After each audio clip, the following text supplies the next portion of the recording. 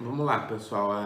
Discutindo o nosso segundo bloco, estratégias e padrões de desenvolvimento em perspectiva histórica, a gente parte da hipótese de que as diferentes características das determinadas etapas do capitalismo condicionam essas estratégias. Então, nesses dois vídeos, a gente está apresentando as características dessas diferentes etapas do capitalismo para depois entendermos melhor as diferentes trajetórias dos países de industrialização atrasada e, posteriormente, tardias, né? Aquelas que ocorrem na etapa oligopolista do capitalismo, as tardias.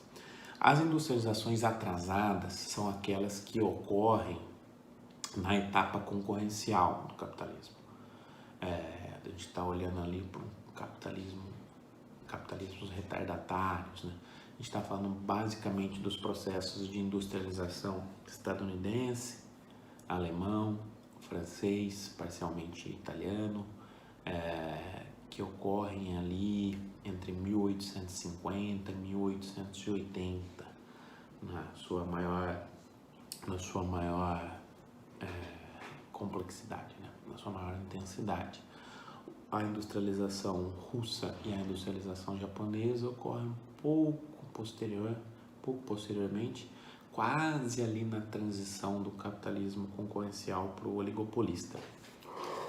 As características, a ideia, como a gente vai discutir em vídeos posteriores, é de que um conjunto de pré-requisitos associados à etapa concorrencial do capitalismo e as características da divisão internacional do trabalho forjada e comandada pela Inglaterra foram, de alguma maneira ou de outra, aderentes a um conjunto de pré-requisitos já existentes nesses países de industrialização atrasada.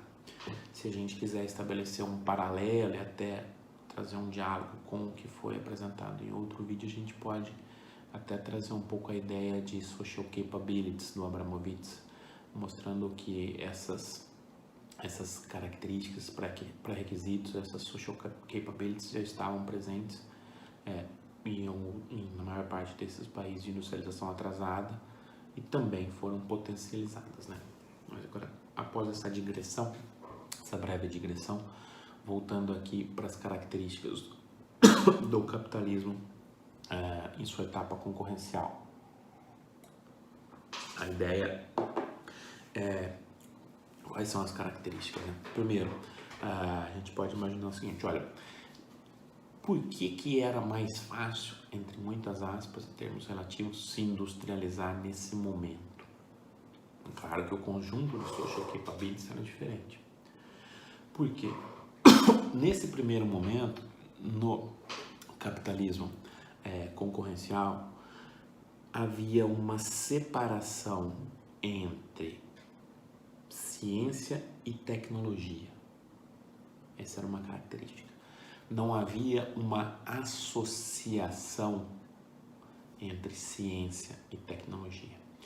Ou seja, a tecnologia não era colocada como um instrumento para a reprodução do capital em escala ampliada a partir do direcionamento das pesquisas científicas. Não tinha uma instrumentalização da ciência para gerar tecnologias que sejam aderentes a essa lógica capitalista de reprodução em escala ampliada.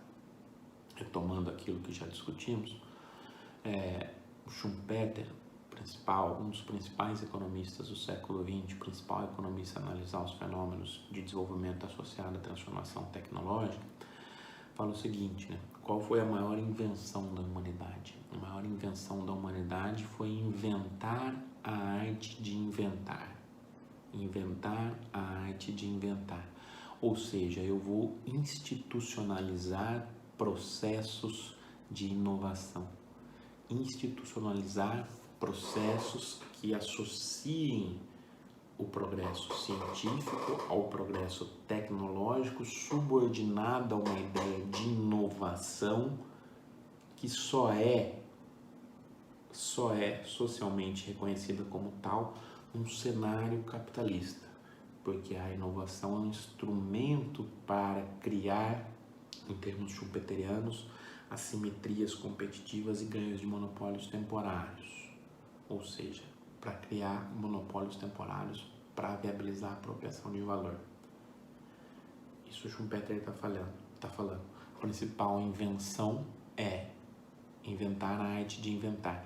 Só que esse inventar a arte de inventar, ao se institucionalizar o processo, o progresso científico e tecnológico subordinado, isso só vai acontecer com mais ênfase ali na etapa oligopolista do capitalismo, onde o conhecimento científico é um instrumento para tal. Na etapa concorrencial ainda, eu não tenho esse processo. Então, a ciência e a tecnologia estão, em muitos casos, separados no sentido da instrumentalização. Então, muitas das invenções características da consolidação do capitalismo originário e depois no processo de industrialização atrasada, elas ocorrem sem o conhecimento prévio dos princípios científicos que regiam determinadas reações físicas, químicas. Ou seja, eu tenho avanços na industrialização, avanços na utilização do vapor como energia, como elemento para a industrialização, antes de ter plenos conhecimentos consolidados na termoquímica, por exemplo. O que eu estou querendo dizer em termos mais simples? Olha, o conhecimento na etapa concorrencial do capitalismo é essencialmente tácito. Ele está presente nos homens práticos e não nesse processo de institucionalização científica e tecnológica da inovação.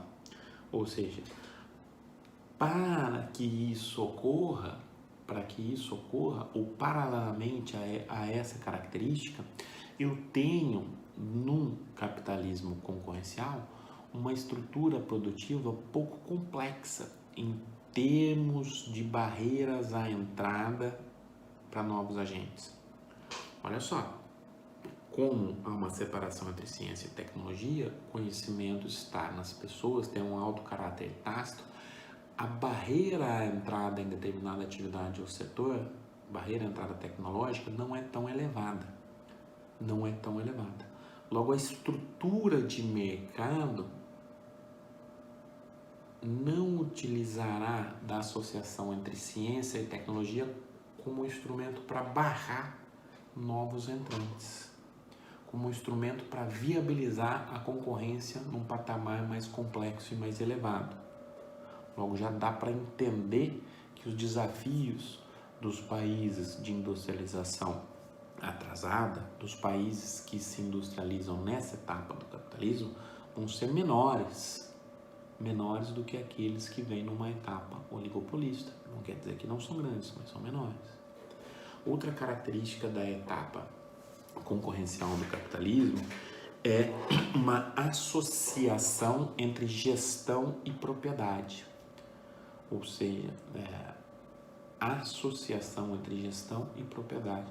Ou seja, eu não tenho estruturas complexas de gestão no qual ela se organiza, essa gestão, numa tecnoestrutura, num conjunto de funcionários com determinadas características técnicas, trabalhando, isso o Chandler vai falar, né? Ali em 1910, mais ou menos, eu estou criando um conjunto de tecnocratas para administrar esse capital a partir de princípios, inclusive, científicos. Nesse primeiro momento, no capitalismo concorrencial, gestão e propriedade são uma coisa só. Não tem uma consolidação de um mercado de capitais e uma profissionalização das atividades de gestão. Não tenho, inclusive, a criação ainda a disseminação de técnicas de gestão modernas a partir de princípios científicos. Logo, como eu tenho o mesmo proprietário fazendo a gestão, eu não tenho técnicas tão modernas, eu tenho uma gestão rudimentar, eu tenho dificuldades para expandir a empresa, eu tenho dificuldades para criar filiais, eu tenho enormes dificuldades para internacionalizar essa empresa. Então, em geral, eu estou falando de empresas de portes menores, estou falando de empresas que podem sim, dadas essas limitações, pelo menos em uma parte da sua curva de produção, ter retornos marginais decrescentes. Isso significa que com empresas menores e com conhecimento tácito, a barreira à entrada é menor. Olha só onde a gente está chegando, para depois ver as estratégias dos países. Os volumes de capital exigidos para se entrar num determinado mercado, segmento, atividade, para se industrializar, são menores. Logo, as necessidades de financiamento vão ser menores. Tudo isso ocorre paralelamente. Nessa etapa concorrencial do capitalismo também, a gente tem uma separação entre o capital industrial e o capital bancário. Na etapa oligopolista isso já não vai acontecer mais, eles vão se fundir para criar o capital financeiro, trazendo lá a discussão do Hilford. Aqui eu ainda tenho uma separação muito clara. Os bancos, apesar de imbricados nessa relação também, mas não são utilizados como um instrumento da concorrência, um instrumento para se reorganizar formas de concorrência e viabilizar essa reprodução do capital industrial. São tidos mais quase exagerando bastante como facilitadores desse processo. Nesse cenário, a centralização de capital não vai ser um instrumento tão decisivo quanto vai ser depois na etapa oligopolista, onde eu vou precisar de volumes gigantescos coordenados pelo Estado, pelo sistema bancário. Ou, posteriormente, a gente pode até ilustrar o caso chinês recente, onde eu tenho uma socialização do investimento, o sistema financeiro amplamente controlado direta e indiretamente pelo setor público, para canalizar recursos para uma determinada estratégia de transformação estrutural e casando a dimensão industrial, tecnológica e financeira a partir de um projeto mais amplo de desenvolvimento. Por quê? Porque as necessidades são gigantescas. Nesse momento do capitalismo na sua esfera ainda concorrencial, eu tenho a separação entre o capital industrial e o capital bancário. Logo, eu tenho menores necessidades de volume de capital centralizados. Mas por quê? Porque as características produtivas dos setores fundamentais desse momento histórico não são aquelas que exigem elevadas escalas mínimas de eficiência. Olha como a gente está relacionando todas as dimensões. Quando eu estou falando de setor que precisa de uma escala gigantesca para ser eficiente, para competir, não dá para ser pequeno. Eu estou falando de setores que exigem elevados volumes de capital, imobilizado, concentrado, centralizado, coordenado de maneira centralizada, na maior parte dos casos, na industrialização atrasada. Estou falando de quais setores? Siderurgia, química pesada e por aí vai.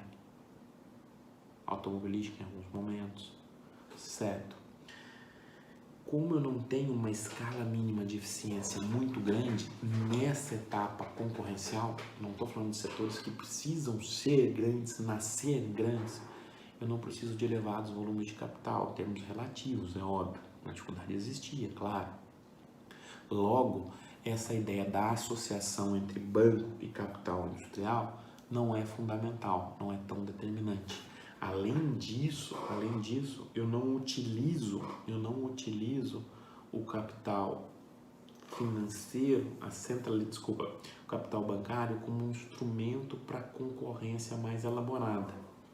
Quando a gente vai estar discutindo ali capitalismo oligopolista, a gente vai ver que os créditos de fornecedores são fundamentais, a capacidade financeira de determinado grupo é fundamental como um elemento para a sua estratégia de concorrência. Aqui, não quer dizer que ela não seja importante, mas a lógica do financiamento como um instrumento para concorrência não é tão forte como nas etapas posteriores. Então eu vou ter nessa etapa ainda uma baixa centralização de capital, em termos relativos, quando comparado à etapa posterior, né?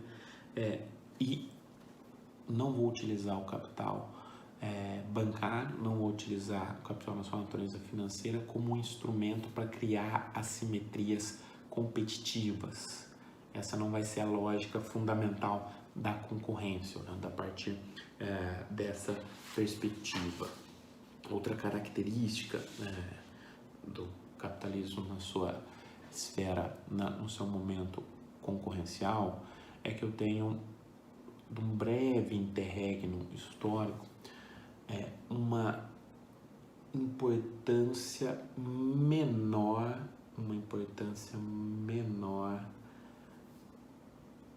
das barreiras ao livre-cambismo como um instrumento para o desenvolvimento. O que eu estou falando aqui? Entre muitas aspas, com todos os cuidados possíveis, nesse momento em que a divisão internacional do trabalho é comandada pela Inglaterra,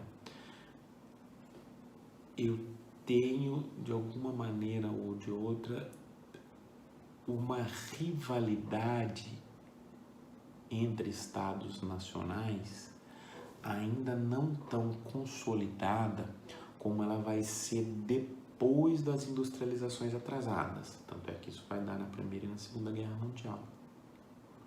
Mas nesse momento prévio ainda, em que a competição interestatal não é tão acirrada quanto será nos patamares futuros, eu tenho, dadas essas características e dadas as características geográficas da Inglaterra, a forma com que ela organiza a divisão internacional do trabalho e sua necessidade de insumos de diversas partes do mundo, eu tenho um certo interregno em que há um prevalecimento relativo de algum grau de livre-cambismo.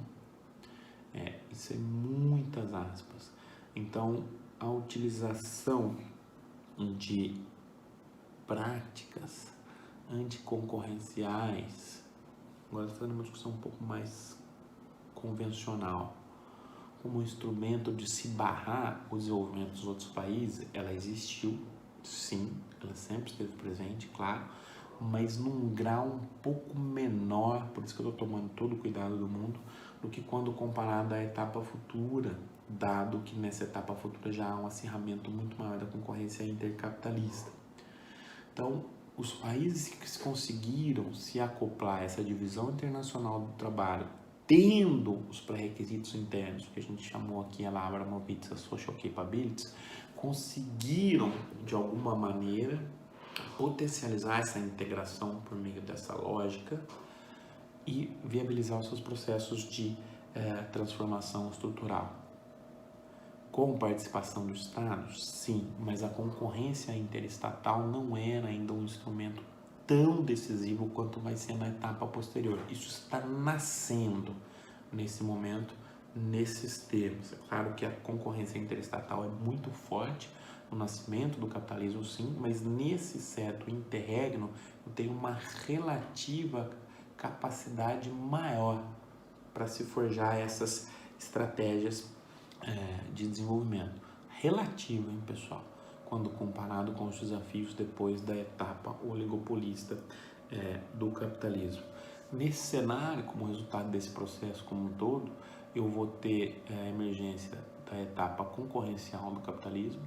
Claro que ele nunca é plenamente concorrencial, tal como sugerem as leituras convencionais, mas eu vou ter uma capacidade de diferenciação um pouco menor, barreiras à entrada um pouco menores, formas de concorrência não tão complexas quanto posteriormente, uma menor importância relativa nos estados nacionais do capital financeiro e da sua interligação com todas as dimensões que a gente falou. Então isso possibilita, dada a divisão internacional do trabalho naquele momento e as características dos países de industrialização atrasada, o avanço, o espraiamento do capitalismo nesses termos para Inglaterra, para Estados Unidos, para a França, para a Alemanha, para a Itália, para Japão e para a Rússia. A gente avança nos próximos vídeos, descrevendo um pouco, analisando um pouco esses processos e tentando identificar determinados padrões.